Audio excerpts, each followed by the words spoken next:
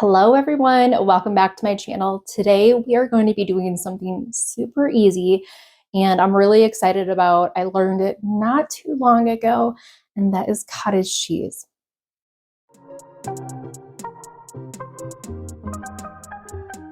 Hello everyone, welcome back to my channel. My name is Amber. If you are new here, this is Bella. She has been a little instigator today. Welcome back to my channel. If you're new here, please go ahead and like and subscribe and all of that good stuff. Make sure you give this video a thumbs up if you enjoy this kind of content. Today, I am going to be teaching you guys very simply how to make one of my favorite products, and that is cottage cheese from raw milk at home. And you can now make this with organic raw milk. I wouldn't say raw milk, but organic whole milk at the store. I'll leave some details in the description below and a few other links I would recommend trying as well. There are a few people I enjoy watching on YouTube that make these sort of things. And this is just another tool to add to your self-sufficient lifestyle and a bartering tool, as well as not having to rely on just going to the store. For me, I have more fulfillment because I do not like to go to the store. I live the closest store is 14 minutes away, 15 minutes away out of the town that I currently live in. There's nothing in the town that I live in. The next biggest store would be about a half hour away. So it is not fun necessarily to run to the store. And that is another reason why I want to learn how to make as much as I can at home. And that is why you're on this journey with me. If you like what you see, go ahead and like and subscribe. Follow me along. We're going to be learning all sorts of things. I have a friend that will be taking us along on some more cheese making journeys, as well as gardening this year and learning lots of other things as well. So let's go ahead and get started. I'll show you what you need. Okay, these are some of the items that you're going to need to sterilize with white vinegar. You will need a stainless steel spatula or ladle. You will also need some measuring tools here. You will also need non-chlorinated water, which is what I have here, animal rennet, calcium chloride, mesophilic culture starter, some cheesecloth, sterilized vinegar pot, stainless steel pot, and your milk. Today I'm going to be using raw milk from Tenley Farms, and let's get started.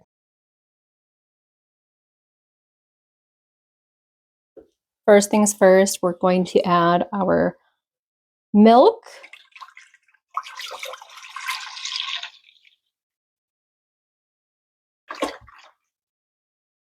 I forgot to let you guys know that you're going to need just a little bit of cream, or half and half for the end, just to put on top of your cottage cheese. So if you're using raw milk, you can save some of your cream.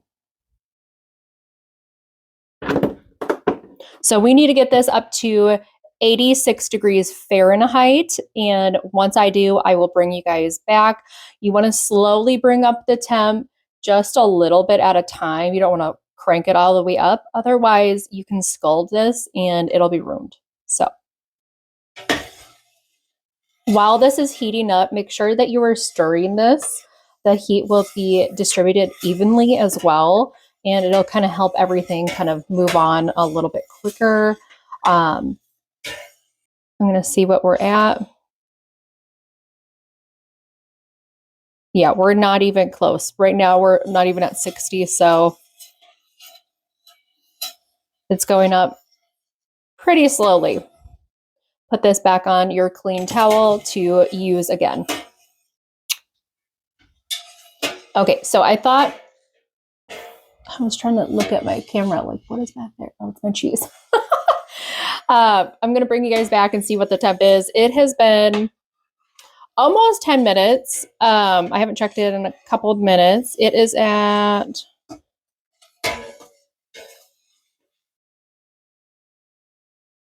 77.3. So we do still have a little more time left. All I've been doing is just sitting here stirring it. It's on like number 3 right now.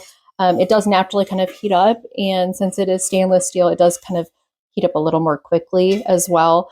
This over here, if you're wondering what that is my white cheddar that I will be waxing, or having my friend that taught me how to do this all. She will wax it for me once it is completely dried out. Right now, it's still drying out.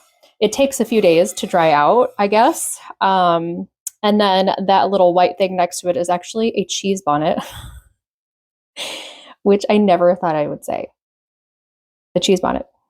But I am so excited to learn something new, and I love it. Ooh, right now we are about 7 degrees off of our target goal of 86 degrees. So once it reaches 86 degrees, I am going to turn the oven or the stove part completely off and take it off the heat.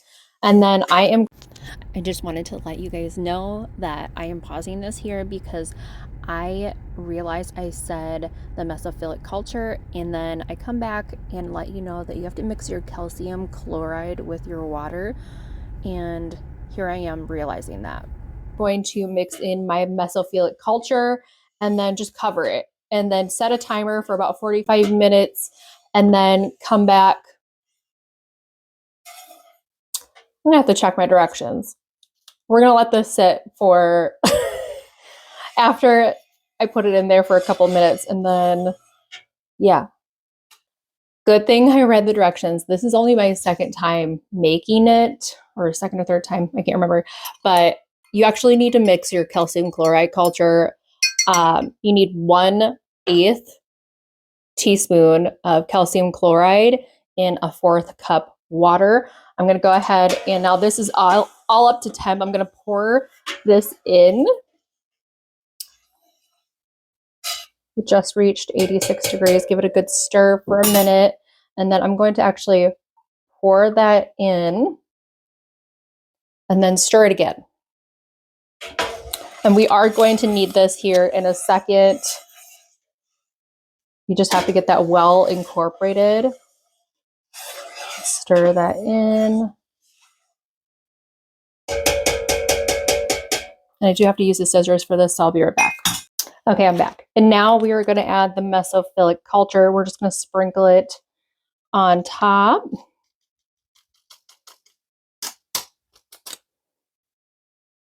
And then give that a good stir for about a minute, just to make sure that it's well incorporated. This does not smell pungent. It does not smell funky. It actually smells sweet. So just keep that in mind.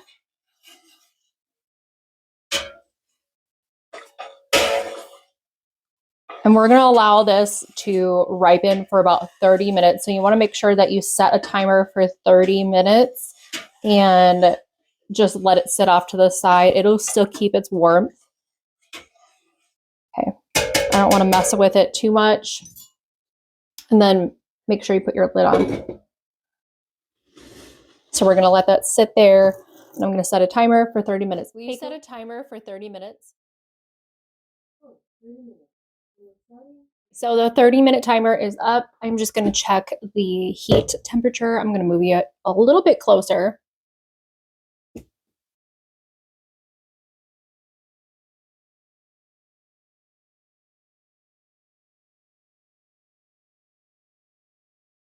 Yes, it's hovering just around 86. I did go ahead and create my rennet solution. So you want to take a 1/4 teaspoon of rennet and then dilute it in non-chlorinated water, a 1/4 cup. And then now we're just going to stir this in. So you have to work rather quickly, and we're going to let it sit for a good 45 minutes after we stir this back in. So just keep that in mind.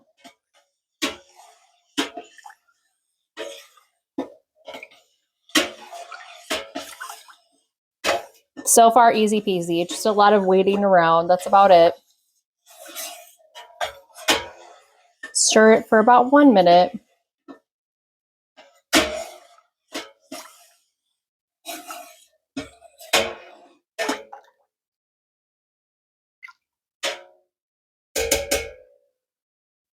All right, so we're going to cover this back up and let it sit for 45 minutes.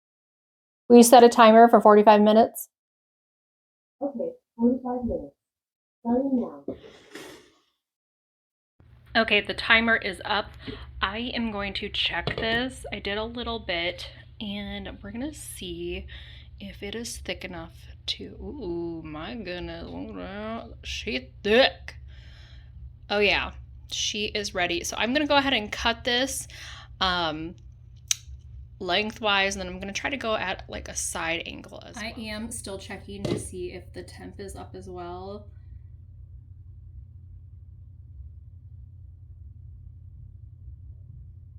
Still at 86, which is good. So again, I'm going to cut it lengthwise. Like I said, with raw milk, it does process faster. Sorry, my head's cut off, but my little stand is shorter. So we're gonna do about 1-inch cuts. And then I'm gonna go like this. And I'm gonna move it again and do another 1-inch cube. And then I'm gonna angle it just slightly off center to a diamond shape. I wish you guys could see this. So I'm going at an angle now like this and touching the pan.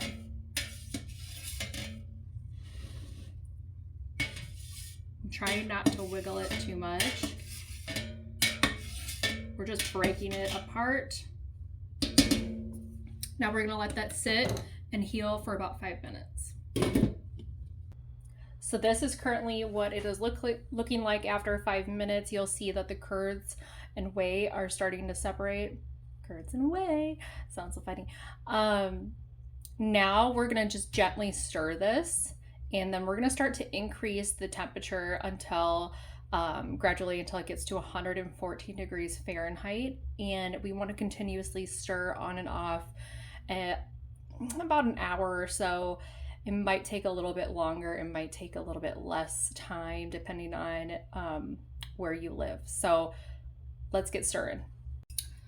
I do try to run my spoon just around the outside rim of the curds, and I'm going to kick up the temp just a little bit because I have not turned it on. And if you have big chunks like this, you can take your stainless steel spoon and just gently break it apart. I wish there was a better way for you guys to see me. Is that better? Is that better?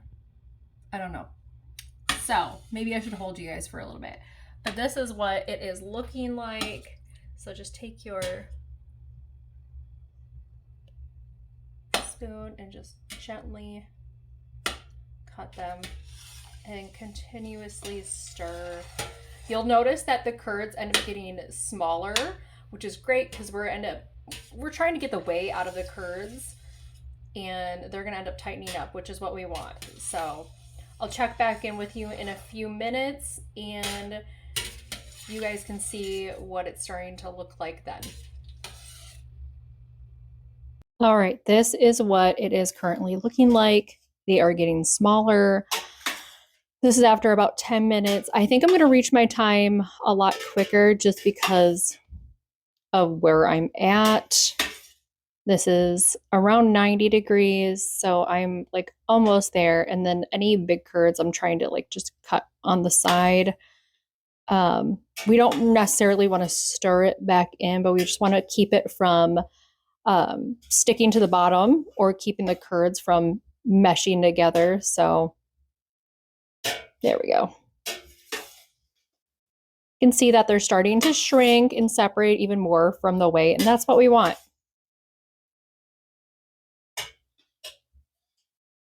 Okay, this is at the target temperature that I need it to be, which is 114 degrees Fahrenheit. So I turned off the heat. We're going to let this rest for about 5 minutes. Oh, we lost a curd.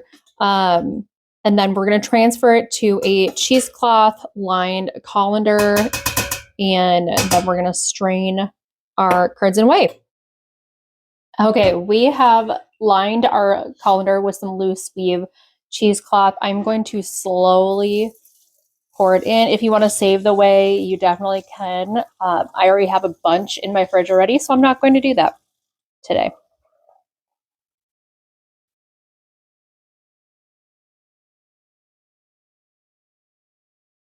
Now this is from a gallon of milk, raw milk, and it smells so good. It smells sweet.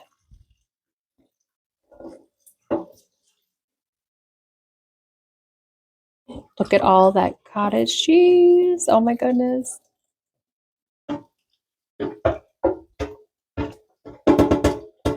No, come on. Woo!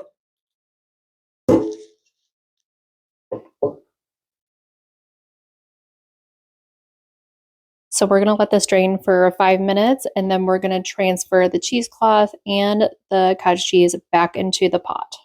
Okay, it has been 5 minutes. So I'm going to set that to the side.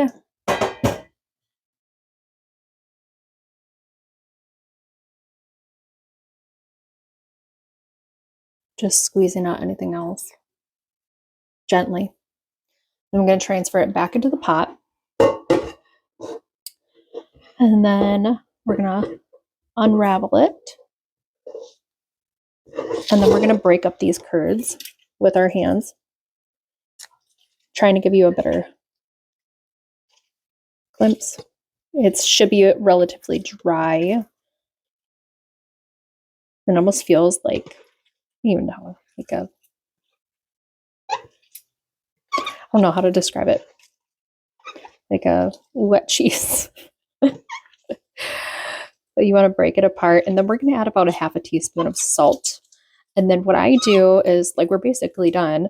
You can add half and half or cream. I like to leave a good portion of this dry. And when I'm ready to mix it, that's when I use the cream.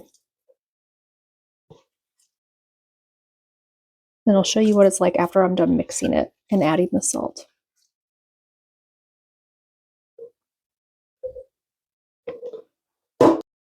This is what it is currently looking like. You want to break up any big pieces, not unless if you favor big chunks of cheese, but I want it to kind of all be uniform.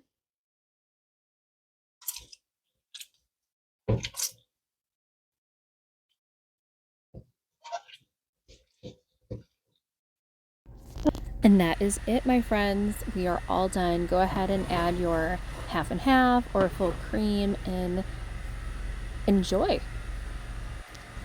If you do like this content, please go ahead and like or subscribe, and we'll see you again soon.